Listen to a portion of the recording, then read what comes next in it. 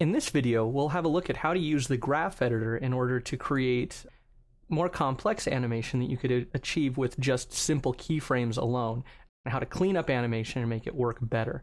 All right, so here you can see an example of the finished project that we'll be working on. It's a simple bouncing ball, but we'll look at how the graph editor can be used to really enhance this. So I'm going to start just by getting rid of that ball, and I'll go over to surfaces and create a NURBS sphere that I will just place right here at the origin. And then I'm going to go ahead and turn my grid snap off. Okay, so let's see what we would need to do in order to create a bouncing ball motion. The first thing that we need to do is break down the motion into kind of its individual components. So left to right, and then up and down. Overall, we want kind of this downward motion from left to right as it goes down, because the bounce height is decreasing each time. And then we have where the ball bounces in the intermediary frames.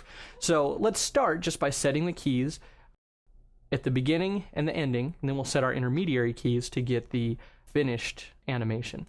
So you probably have your animation timeline by default set up to 24 frames. So you can see here this shows 24, and then 48 is the total amount of frames currently in the scene. So you can either increase this number to match, or if you just want to use this time slider instead of having to scrub across the total frames there, you can grab either one of the boxes and then just click and drag it out. And that way you get all 48 frames in view. So at 24 frames a second, this is going to give us a 2-second animation. Let's start here by selecting the ball, and then I'm going to go over to my channel box so that I can see my translation attributes. And I'm going to move the ball over and up, and then I'm going to even out these values. So I'm going to set it to 8 and 10. All right. And now I want to keyframe this, so I'm going to select the ball, press Shift W, and that will set the keys for all my translation attributes. Now, I don't really need the translation values for the X, but I'm just going to use this Shift W to key these. And so it's going to include the X, and we can actually go in and get rid of those in the graph editor after we finish this. So then I'm going to scrub down to the end here, frame 48, and I'm going to set my translate on the Z to just the negative value, so -10. And I want this ball to be resting on the ground. And since it has a radius of 1, I'm going to put in a value of 1. And then it's going to be sitting on the ground instead of sitting just in the middle of the ground plane. And then I'll go back here and select the ball again, Shift W, and now I've created a second keyframe. So now I have this left to right motion, and the ball moves up to down. Okay. So the next thing would be to create bounces along the way. So if I want the ball to bounce at frame 12, at frame 24, and then at frame 36 before coming to a rest in 48, then I'll need to set keys at 12, 24, and 36 where the ball is actually on the ground.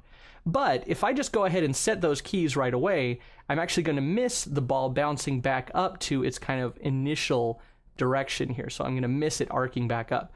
So what I need to do is actually set up the intermediary frames first, because those are really already here. So I'm going to go to frame 6, Shift W, then I'll go down to frame 18, Shift W, go down to frame 30, Shift W, and then frame 42 and Shift W. So now I have no real change in my motion, but I have all the positions that I need in order to add in my keyframes where this is on the ground.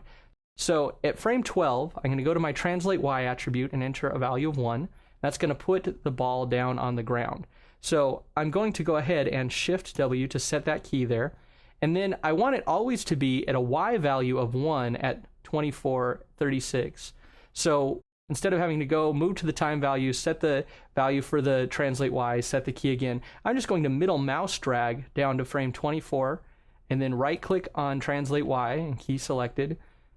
And then again, I'm going to middle mouse drag down to 36, and that's keeping all my values the same. And since I'm only keying the translate Y, again, key selected, that way I can have my bounce motion in there.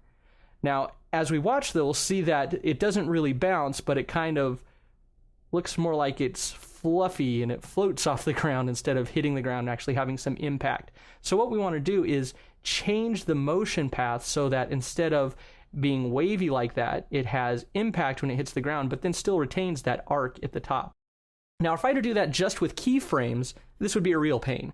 I'd have to go in, take a point just after the ball hits the ground and move it up higher so that it moves quicker, and then I'd have to go back and then readjust my other frames. It would get to be a real pain. But with the graph editor, I can actually make that change relatively quickly. Now, if you have more screen space than me, you'll actually have here on the left-hand side a list of predefined workspace setups, and one of them will have a little picture of a perspective grid like this, and then we'll also have a little graph underneath. It'll look like a little line graph. You can also go up to Window and Saved Layouts, and I could do perspective graph and outliner or something like that. However, in the amount of screen space I have here, it gets a little bit tight. So what I'm going to do is just go to Window, Animation Editors, Graph Editor, and that's just going to pull up my actual graph editor by itself. And that will save me some screen space because I can move it around and I can actually even scale it down here, and it will kind of retain everything that I need to fit into view. That way it's not cluttering up my interface too much for the amount of screen space I have. So you can see here I have my NURBS Sphere 1 selected, and I have Translate X, which we really don't need, Translate Y, which is my up and down motion, and Translate Z, which is my left to right motion. If I select all of those, they all show up, and I can press A to fit everything into the view. Now, as we talked about, we don't need Translate X at all. So I'm just going to select these keyframes, press the delete key, and get rid of them. And you can see that Translate X now actually disappears from my list because it's no longer a keyed attribute. Now I still have Translate Z and Translate Y. And Translate Z, now I don't need all these intermediary frames because these were set along with setting the Y height as the ball bounced. So I can select those and delete. And then the other thing is I want the motion to just be linear, left to right. I don't want this ease in and ease out. So I can select these, and as I select an individual keyframe, you'll notice that it has these little handles like a Bezier curve. So I can go and select one of these handles and then use the middle mouse button to move it, but it takes a little bit of tweaking to get that exactly right. There's actually a quicker way of doing this. I can just select the keyframe, go to Tangents, and Auto is the default. I'm just going to choose Linear, and you can see that now gives me a linear outgoing angle. And then I'll select this last one, and since this was just a command that I'd fired off, I can just use the G key to repeat the last command, and now I have a nice linear motion path from left to right. It's just moving straight. There's no ease in, no ease out. So let's look now at Translate Y. Again, I'm going to press the A key to fit this to view and give it as much space as I can. And we can see that the big problem with our motion, if we scrub through the animation, is at frame 12, at frame 24, and frame 36. And if we look at the motion graph here, we can see that these individual keyframes all have that Bezier curve that is just smooth in and out. And what we really want to see is a tangent here that's broken so that these handles are going up towards the previous and outgoing curves. So in order to set that, the first thing that I need to do is actually break the continuity of these tangents. So I can select all of these and then just right click on the keyframe, and you can see break tangents is an option here. So if I break tangents, you see that the tangent handles now on those curves become different colors, and that means that I can set them. So now I can grab and select one of these, and I can actually use the same command that I used to set the curve for the Translate Z. I can just go and select a linear, and you can see now that's pointing up so that this is getting the proper arc. Now I can actually do this to all of them together. So I'm going to select all of these keyframes here. So let's get those. And then I'm going to select all of these handles very carefully. And then I'm just going to press the G key. And you can see that now they've snapped to where they're facing towards the ingoing and outgoing curves. And now if I play this back, you can see that the ball has much more of a springy motion to it.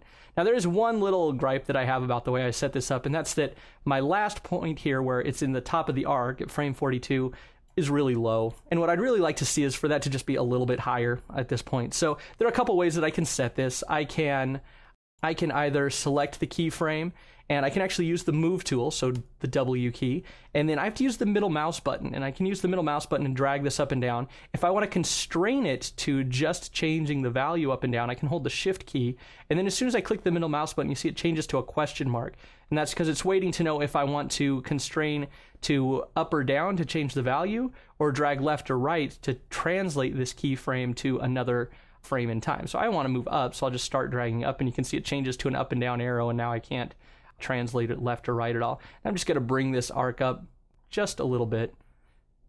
And then just to make sure that I still have this working right here, I'm going to go and select my handle here, and I'm going to set my tangent to linear just to make sure that it's still following the arc, and set that one to linear too.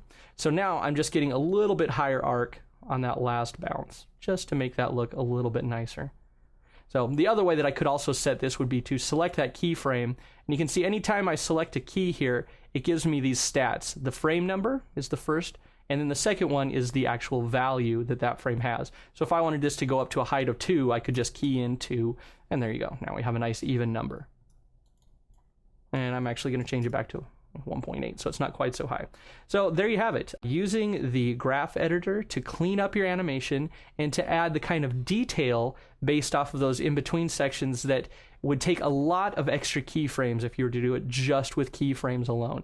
So using this kind of thing will really help to speed up your animation workflow, but an important thing is to remember to think ahead as you animate and set up what you need so that you can clean it more easily in the finished animation.